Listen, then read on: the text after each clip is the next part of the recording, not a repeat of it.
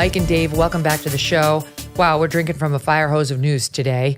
We were just going to do the Trump immunity hearing yesterday, and look at all the things we have to go over. I'm most interested in this Fani Willis case, and we'll get to her second. But let's just spend a minute on Hunter Biden. Hunter Biden saunters in there, Mike, like truly the crown prince. Like I will just decide what I show up to on Capitol Hill, and it won't be the one that I'm subpoenaed for. It will just be this aftermath where you're deciding whether I should be held in contempt. And then I will take no questions. I will walk with swagger in and out. And honestly, like Nancy Mace is kind of onto something with the privilege situation. It's just, I've got to imagine there's some cringing going on over at the White House on what forgive me, but arrogant prick he looks like in doing this. Yeah, I mean, I ran like 70 congressional hearings and markups when I was on the Senate Judiciary Committee as the chief counsel for nominations for then Chairman Chuck Grassley. I've never seen anything like this. This is clearly obstruction of a congressional proceeding, which is a felony. This is clearly conspiracy to obstruct a congressional proceeding, which is a felony. And this is also contempt of Congress. Remember that Trump advisors Steve Bannon and Peter Navarro have been tried by the Biden Justice Department and convicted and are awaiting going to prison for defying a congressional subpoena, being held in contempt. I don't know how you describe what Hunter did as anything other than contempt and obstruction and conspiracy. What do you make of it, Dave? You're laughing because those charges that Mike just referenced are, of course, the ones that Trump has been charged with at the federal level. But let's speak to that. Speak to whether he did violate any laws and all this, but also just come on. This is not a good look. Well, it's good to be with you, Megyn, and my friend Mike. Now, the reason why I was laughing was because I can understand the argument for contempt, but when you say obstruction, all that other stuff, we have a right to attend a hearing. And if they wanted to hear from him, he would have testified. But to get to the contempt point, as a prosecutor, when you receive a subpoena, you don't get to choose the terms of your appearance. So as a prosecutor, yes, he could be held in contempt, but he's not going to be because it's up to DOJ. And DOJ did not press charges against Mark Meadows for refusing to comply with the subpoena, Dan Scavino, and Jim Jordan. So they're not going to do it here, especially when the guy is ready to testify, but he wants to testify in his own terms in public. So I get why people are upset about it, but don't expect a prosecution. But wait, let me just jump in on that because Trump also wanted to comply with the subpoena for documents at Mar-a-Lago, but wanted to do it on his terms. It's a no. It's a no. And I said that to the man's face when I sat with him in September. And I would say the same to Hunter Biden if he were sitting across from me now. It's a no. You don't get to determine the terms on which you comply with the subpoena. You get one and you show up. Most normal people are afraid when they get a subpoena because there is a lot of power behind one of those things. So it's, on your first point, Dave, there's no question he violated the law in not complying. He doesn't get to say, no, it has to be in front of the public as opposed to behind closed doors where they get a real opportunity to cross-examine him as in a real deposition versus the theater we watch when it's in front of Congress with the 5 minutes Dem, 5 minute Republican thing. Yeah, no, look, Megyn, if you want to do a strict application of the law, then Hunter Biden violated the subpoena and could be prosecuted for it, just like Dan Scavino, Mark Meadows, and Jim Jordan and other members of Congress. But since DOJ hasn't prosecuted those, they can't just go ahead and prosecute Hunter Biden for the same thing these other guys. All right, so before I give it back to Mike, Dave, so what's the difference between Dan Scavino and Mark Meadows versus Peter Navarro and Steve Bannon on the other side who have been prosecuted for contempt of Congress for not complying? Well, I think the difference is that whether you're Jim Jordan with speech or debate clause congressional immunity, or you're a presidential advisor with executive privilege, it's not the same as a private citizen like Hunter Biden, right? And so they raise No. But wait. I just don't want to confuse things. I'll give everybody a chance to say what they want to say, but because let me just stick with Dave for 1 second. Because Dave, you're saying DOJ didn't go after this other trio, Meadows, Scavino, and whoever the third was, I can't remember. And Jordan yet, and others. Okay, and yet they did go after Bannon and Navarro, as Mike accurately points out, for defying their subpoenas. So before I give it back to Mike, this one's for you, Dave. What's the distinction between those? they do it all based on the individual's facts and circumstances. So I don't know why they didn't prosecute Scavino, Meadows. I guess Jordan wasn't prosecuted for the reasons why Mike said, because he's a member of Congress. But I think what DOJ will do here is to say, hey, Hunter Biden did show up. He was ready to testify. And because of that, even though he said only in front, I won't do a closed door deposition. It's not up to him. But because prosecutors at DOJ have proven that they will only prosecute these cases on slam dunk cases like they had against Bannon and Navarro and not against Scavino and Meadows, they're not going to prosecute this one, even though I admit, as a prosecutor, you don't get to decide the terms of your appearance. I agree with you on that, but don't expect DOJ Mike, to prosecute this. As I recall, the Meadows thing, I don't remember the Bannon circumstance, but I know for a fact, Meadows was trying to cooperate with Congress. He didn't give them everything they wanted, but he was cooperating, it just not to the extent they wanted. That to me seems like a distinguishable case from Hunter Biden, Mike, who just gave me an Italian gesture and said, if you don't do it my way, I don't show up. Yeah, I mean, remember that Mark Meadows was the White House chief of staff, the top aide to the president of the United States, and you had Congress seeking testimony about his conversations with the president of the United States, which is at the heart of executive privilege, right? So you have clear constitutional issues with the separation of powers. We've had executive privilege going back 250 years to George Washington, where presidents can get candid advice from their advisors without being hauled in before Congress to testify about what they said to the president, because that has a chilling effect and the president won't be able to get that candid advice. What did Hunter Biden do? Was he talking to his father about his art sales? Was he talking to his father about his hookers and blow? Was he talking to his father about his corrupt Chinese and Russian and Ukrainian foreign dealings? What was Hunter's advice he was giving to his father why he can't testify before Congress? He doesn't even, go ahead, Dave.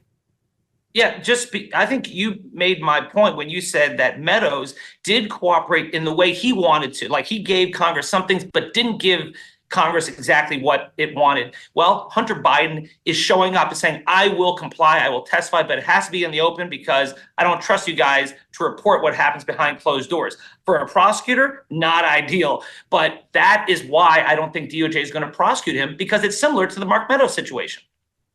I think it has more to do with the fact that his last name is Biden. I think that's obvious. I think this DOJ has been extremely reluctant to go after Hunter for several years now because his last name is Biden, as alleged and then later confirmed by those whistleblowers in their testimony. This guy gets away with murder. He gets away with murder. That's why he had, to use Nancy Mace's term, the balls to walk in there and middle finger it to the entire Congress. I won't give you testimony unless you do it the way I want you to do it, where we all know it's utterly meaningless. How many of those stupid congressional hearings have we heard where they get nothing done because it's limited to 5-minute increments? You guys are both lawyers. You know nobody can ever get anything done that way unless they actually try to coordinate, which everybody's too dumb to do in Congress. So it's just, the whole thing is just a middle finger, and he knew he could get away with it, and so far he's getting away with it. But here's the last question on Hunter. So if they do vote to hold him in contempt, Mike, then what? Because isn't it, I mean, like, does the Congress get to say you're in contempt and then refer it to the DOJ, and then it's up to our pal Merrick Garland to determine? Yeah, that's exactly right. If there's a contempt, you refer it to the Justice Department, and then the Justice Department decides whether they're going to prosecute.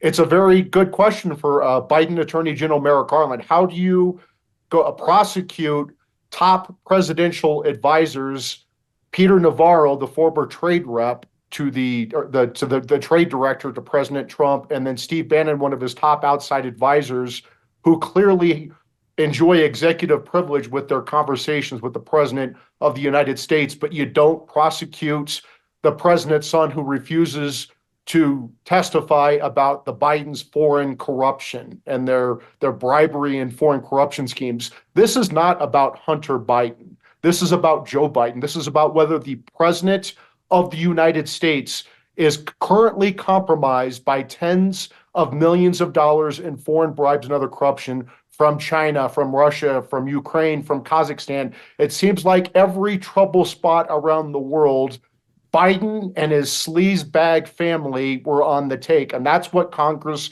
is trying to get to the bottom of, because it's not about hunters, hookers, and blow. It's about whether the president is compromised. It sounds like a song from The Wizard of Oz. Hunter, what is it? What was it? What was the trio? Hookers and blow, oh my. Okay. All right, let's move on from those dirty antics to the dirty antics down in Atlanta, Georgia. This is unbelievable. So just for the listeners and the viewers who did not watch the show yesterday, and the segment we did on this is totally blown up online, so you can go check it out on youtube.com right now, /Megyn Kelly, if you want to see it for all the basic facts. But I'll just give you the quick overview so people know. Fani Willis is the DA going after Trump in Georgia. This is a case he does need to worry about because she doesn't like him. The jury pool in Atlanta is not going to like him. And it's a state case that Trump cannot undo even if he or another Republican wins the presidency. He can't pull the DOJ off the case because that's federal and she's local. She's from a state. And he can't pardon himself or get a Republican to pardon him for a state conviction. So he does need to worry about Fani Willis a lot. Much more so than the other state case, which is Alvin Bragg in Manhattan. That's kind of a bullshit case that even if he gets convicted on it, he's probably not going to jail. So Fani's a problem for Trump. Enter the latest defense motion on behalf of one of the other 18 or 19 defendants down there, not Trump's lawyer, but it's all to his benefit anyway. She represents another guy down there, this lawyer, and she finds out, this is my suspicion, I have no proof of this, she finds out somehow that Fani's allegedly having an affair with the special prosecutor she brought in. This is the lawyer who found out.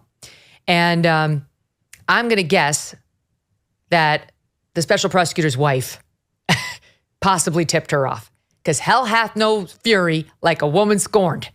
And these two appear to have been getting along, Fani and her special prosecutor, before the official selection was made and possibly before his divorce was underway. Okay, so however she found out. One of the defense lawyers for one of the defendants finds out that Fani may be having an affair with the special prosecutor she brought in and whom she's paid $650,000 of the taxpayers' money to, which is double what any prosecutor down there is making. These DAs don't make a lot of dough. The justices on the Supreme Court in Delaware make less than $200,000 a year. This guy, her alleged affair partner, has pulled in $650,000 in a year. And Fani seems to be having a good time with him. According to the motion that was just filed on behalf of one of the other defendants, these two went to Napa together. They went to Florida. Dave, they were down by you. They or Jamaica. The list is long. He's been whining and dining her. And this is while he's cashing all these checks that she has made possible. Now the defense lawyer is moving to have her recused from the case, to have him recused from the case, to have the entire DA's office recused from the case, because Fani seems to be enjoying, or at least is creating the appearance of impropriety, that she's enjoying the financial fruits of an appointment she made in bringing this guy in. He's getting all this money and she's taking trips with it, is the allegation. She hasn't spoken to it yet. They're refusing to comment. They say they'll respond only through briefs because there's a legal brief now asking that everybody get booted. And the woman filing the motion says she's seen the now under seal divorce proceeding files between the special prosecutor and his soon-to-be ex-wife. And as soon as she saw them, they put them under seal. So this woman hasn't been able to attach them as an exhibit yet, but she's seen them. The lawyer has, and is telling us, trust me, they've been having an affair. And we're all going to see these documents very soon. So that brings us to the news today, Mike. And by the way, credit to the Atlanta Journal-Constitution for reporting all of this. That's where we learned about it. The news today, still from AJC, is Fani Willis is going to get deposed in this divorce proceeding. The special prosecutor, Wade, there's been a subpoena in his divorce case to Fani, and it was served on Monday, hours before that filing in the Georgia RICO case. And now this lawyer, Ashley Merchant, who represents one of the Trump defendants, is pointing out that not only is this guy Wade allegedly having an affair with Fani, but he's totally unqualified to be bringing this prosecution in the first place, which just puts the final stank on the whole thing, Mike, right? If he doesn't have the qualifications to be trying the case to begin with, then she brings him in, her alleged affair partner, showers him with all this dough. The two are off to Napa.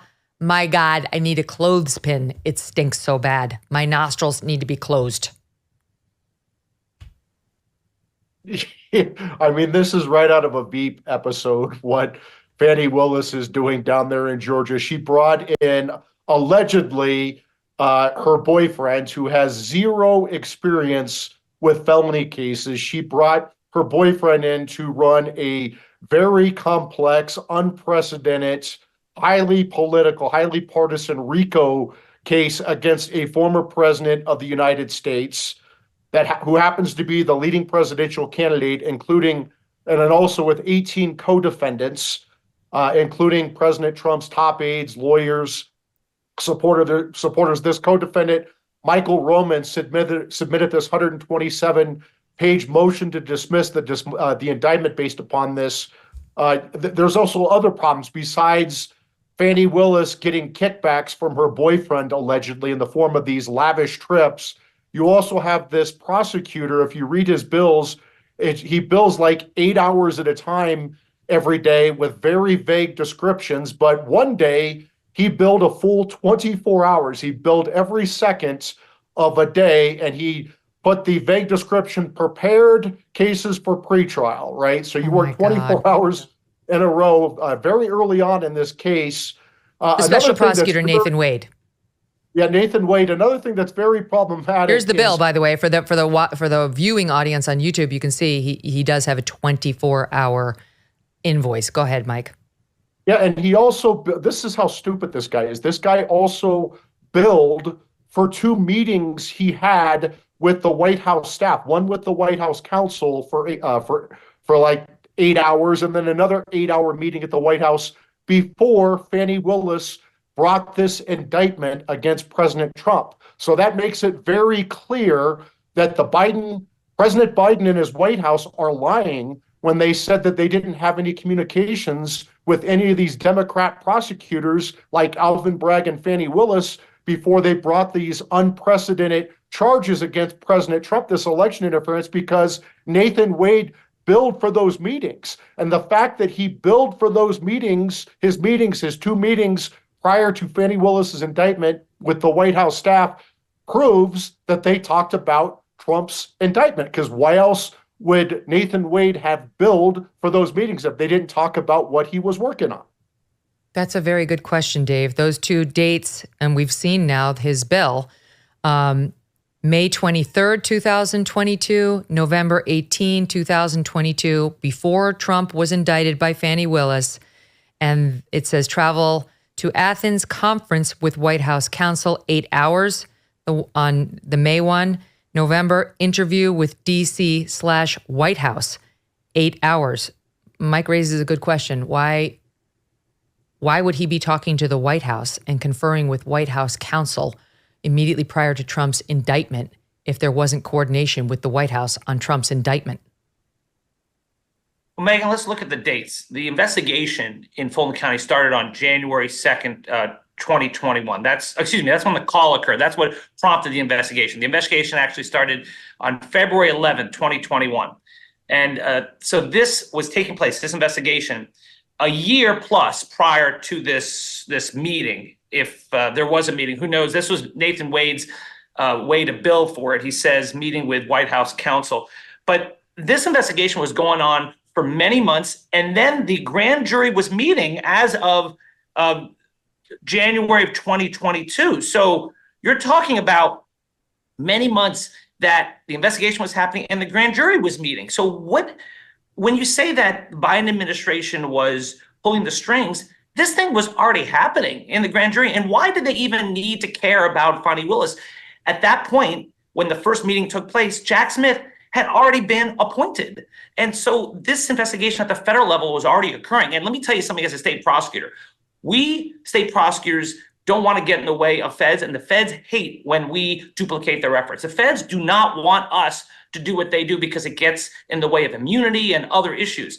So to think that the Biden administration is saying, yeah, go ahead and prosecute when they're already investigating, there's already a grand jury in place, and they've already got their own federal case ready to be teed up, I think strains credulity. I don't think this meeting means anything.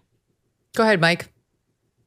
Well, the Department of Justice has very strict guidelines on who within the Justice Department can meet with whom in the White House when you're dealing with criminal investigations, right? So if a White House staffer can't meet with the Justice Department about a criminal investigation, how the hell can that White House staffer meet with a state attorney general about a criminal investigation? And oh, that criminal investigation just happens to be about their boss's chief political enemy. This is a scandal that this Nathan Wade, on behalf of Fani Willis, billed for time when he met with the White House twice before Fani Willis indicted President Trump. This shows that there was clear collusion between the Biden White House, not just the Biden Justice Department, the Biden White House, and That's this how he Democrat puts it. Prosecutor. That's how his own bill says, conferring with White House counsel, interview with DC/White House. It doesn't seem very ambiguous, and we deserve some answers on it. But I want to go back to you, Dave, on what Fani Willis is accused of here. In what world would it be appropriate for a DA to be having an affair with somebody, to bring that person in as special prosecutor, to pay him $650,000, and then to go travel the globe with him, post paying him all that money? Megyn, I'm not going to defend the optics of this. Look, it looks bad, clearly. But keep in mind that Fani Willis, and by the way, I used to call her Fani Willis too, and then I got an email from one of her friends saying it's Fani, not Fanny. So just for what it's worth. I don't care. Don't care. All right. Well, so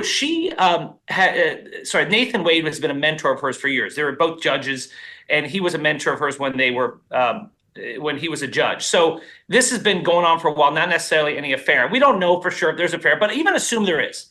Then what's she doing in his divorce proceeding files if they're not having an affair? I'm going to even assume that there's, even though there was no proof, if there is an affair, let's discuss it that way. So if they are having an affair, what's the prejudice? What's the problem to the defendant? How are the defendant's constitutional rights being deprived? That's why I'll tell you. And first of all, we don't have to prove actual harm to the defendant. We can just prove appearance of impropriety, and she's misstepped. As you all know, we've all taken the bar exam and passed it. So appearance of impropriety is enough. But actual impropriety, actual prejudice could potentially be argued here because she has a financial incentive to keep the case going. The more her lover, alleged, gets, the more he has to spend on their next trip to Napa. She's also being paid for this same thing. She gets paid to be. She gets paid a salary no matter what. He doesn't. Right. He doesn't get $650,000 if this case goes away. Well, the thing is the evidence there or not? I mean, whether he is prosecuting the case or someone else, the evidence is the evidence, and that's why the judge isn't going to dismiss the case. I got you on your heels. I never get Dave on his heels. He's too smart for me usually, but I got you this time. You're on your heels because you know this is deeply wrong. Mike, there's no way she's getting out of this. If what this lawyer alleges is true, she's toast.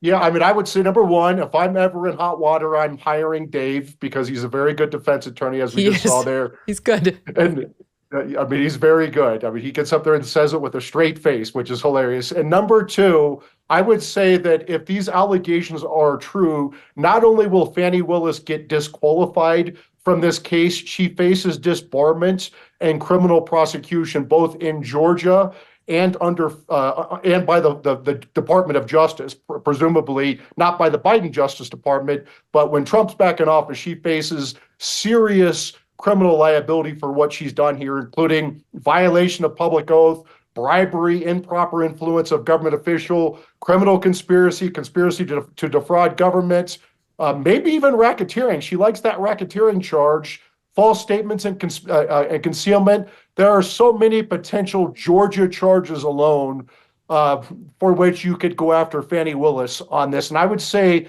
that the Georgia governor, Brian Kemp, and the Georgia Attorney General, Chris Carr, they need to do their statutory duty here and open an investigation on old Fani Willis here and her boyfriend. Here's the thing, Megyn, Dave. She's paying him double what others in that office are making. And as far as we can tell, the guy's never even prosecuted a felony case before. It stinks.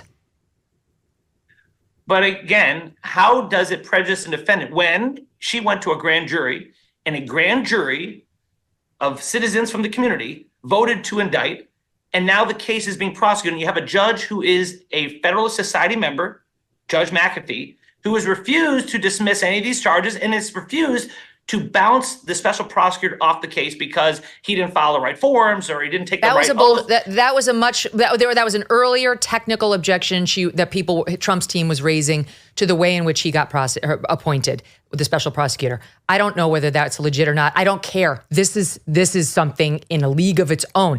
That is why, Dave, this is from AJC, noting the number of legal experts who have deep concerns about this. State Bar of Georgia's Code of Ethics.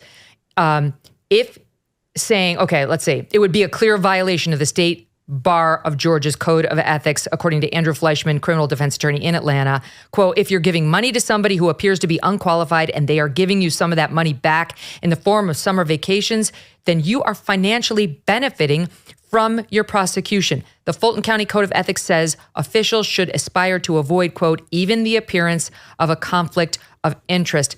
It's literally on the bar exam. All of us, Stephen Gillers. Who here has read Stephen Gillers' book? Raise your hand. We all had to do it. Gillers he's the legal ethics guru we all had to read before we took the bar. You guys are around my age. You had to do it too. He's in AJC yesterday saying, this is deeply concerning. It very much looks like if this is true, she's crossed some serious ethical lines. It's done, Dave. It's done. But my point is, the case continues. When you say that this somehow jeopardizes the case, these that's a different question. Are not being jeopardized. That's it. Okay, but wait, I want to get to that. But there is no point if what this criminal defense attorney is alleging, she's defending Mike Roman. Her name is Ashley Merchant. She's the defense lawyer. If what she's alleging is true, Fani Willis, goodbye. You're done, and your office is done. That's my prediction. Mike agrees with me. Dave disagrees with me. And the special prosecutor, Nathan Wade, goes away too. They're all going away. They can spend as much time as they want in Napa if they can afford it without the state's money and the $650,000 times two, because the case is going to be ongoing. Somebody else is getting the case at a minimum. So now that brings us to the question of who, and do they think this is as good a case as Fani Willis thinks it is? Or is there a possibility that the case just goes away altogether? Because that's also being suggested by a few legal experts, that it's not going to get reassigned under these circumstances. It's going to be thrown out. So, Mike, I know you would like to see it get thrown out, Mike, but do you think there's any realistic chance it does get thrown out? Yeah, as a result of this? Yes, because there's so much prosecutorial misconduct here. And you can get cases dismissed with prejudice based upon prosecutorial misconduct. But let's say even they dismiss this case without prejudice for a new prosecutor to bring the charges here. I keep saying this for months and months and months now. What exactly did Trump do that was illegal on January 6th? It is not illegal to object to a presidential election. And it is not illegal. That's allowed by the Electoral Count Act of 1887. It is not illegal to twist arms politically. That's allowed by the First Amendment. It's not illegal to be a jerk in politics. Otherwise, every politician in DC, besides my former boss, Chuck Grassley, would be in prison. It is not illegal to have contingent electors in place if you win your challenge on January 6th. They say fake electors, like Rudy Giuliani had the real electors tied up in Trump's trunk, and then they sent in fake electors and duped everyone. It's not illegal what happened on January 6th. You have this bozo district attorney, Fani Willis, and her supposed alleged boyfriend bringing this bogus racketeering theory to take out their political enemies, right? And the fact that this came out that Fani Willis is taking kickbacks from her boyfriend allegedly just shows what a clown both of them are. All right. So Dave, you don't think, I mean, do you agree that if the judge thinks Fani Willis has crossed an ethical line, she goes, Nathan Wade goes, and her whole office goes? I think it is a possibility that the case, depending on what comes out, could get assigned. I think there's zero chance the case goes away. I'm sorry? You're saying it would get reassigned to a different DA? Outside the Fani Willis office? Okay. It's a possibility. I still don't believe that, based on what we know now, that it will get removed from her, because as a prosecutor, you can bring on who you want. And in this case, if they had a relationship, if they took trips together, look, it looks bad, but I don't believe it crosses the line where she would be removed from the case. And if we find out more and she is eventually removed from the case, it still doesn't affect the evidence of the case, which will go forward and the trials on a case like this, Dave, where they cannot afford to have anything smell. They can't have anything close to a conflict of interest or the appearance of impropriety. They're already under a microscope. What judge would allow her and him to stay on this case? This guy Fleischman, this Georgia attorney, also said the following, and this is a good point. He said a couple things. Number one, in this exact case, Fulton County moved to present the false electors, the people who have been accused, from sharing a lawyer, saying it would be a conflict of interest to have a shared lawyer, okay? Then he said the Supreme Court of Georgia reversed a conviction against one guy in a different case, finding the DA had a conflict of interest in the case. Conflict of interest can get the DA booted. Her conflict of interest is she's supposed to be fighting for justice, not for a conviction. And instead, she's got a financial incentive to keep it rolling so she can go back to Napa. The wine's delicious.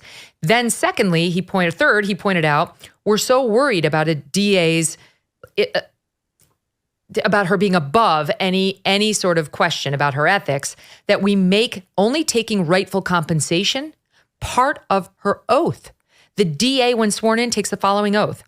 Swear that I will faithfully, impartially, and without fear, favor, or affection discharge my duties as DA and will only take my lawful compensation, so help me God.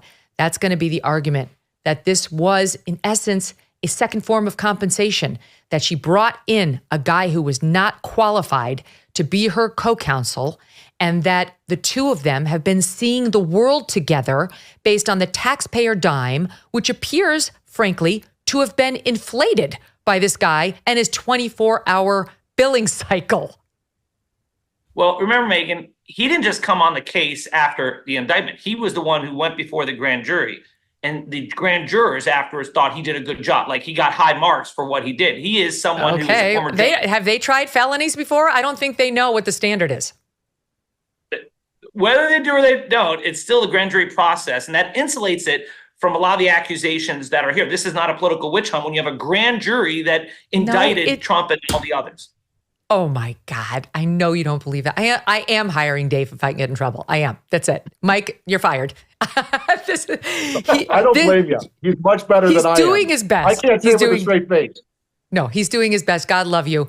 It's done. Megyn, Fani Willis, goodbye. I'm not going to learn how to pronounce your name because you're not going to be on the case much longer. Go ahead. Yes, say one more thing. One more thing. In the AJC article that you quote, they have a split of opinion. So there are some Georgia lawyers who think she should be bounced and others who say, no, this is not any violation. So there is a mix of opinion. I think we don't know.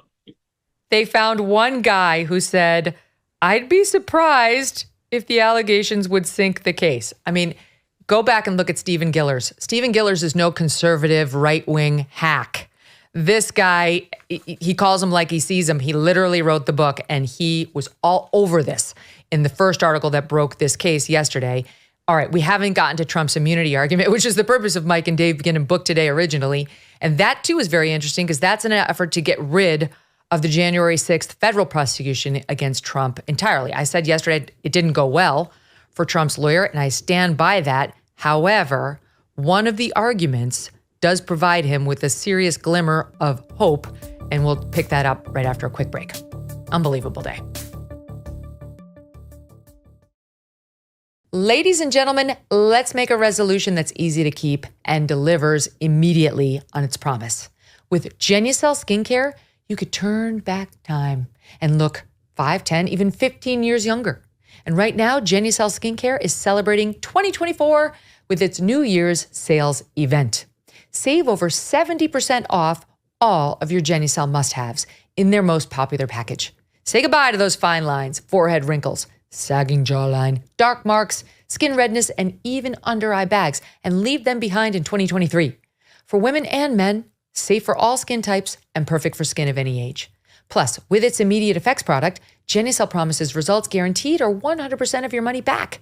For a limited time, Genucel's top-selling hyaluronic acid serum is included free in every one of the most popular packages. Maximum skin hydration for a more youthful appearance. Go to Genucel.com/MK60, enter MK60 at checkout to get all these extra savings. Every order will be upgraded to free shipping, so you get it nice and quick and free. Don't wait, Genucel.com/MK60, GENUCEL.com/MK60.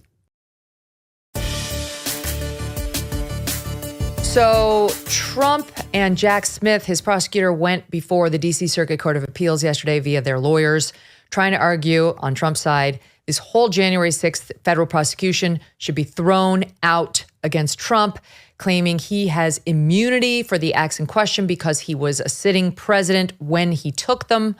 My opinion, and having listened to most of it, it did not go well for Trump. These three judges, two are they Biden appointees? Yeah, two are Biden appointees, and one's a George H.W. Bush appointee. None of them seemed inclined to rule for Trump.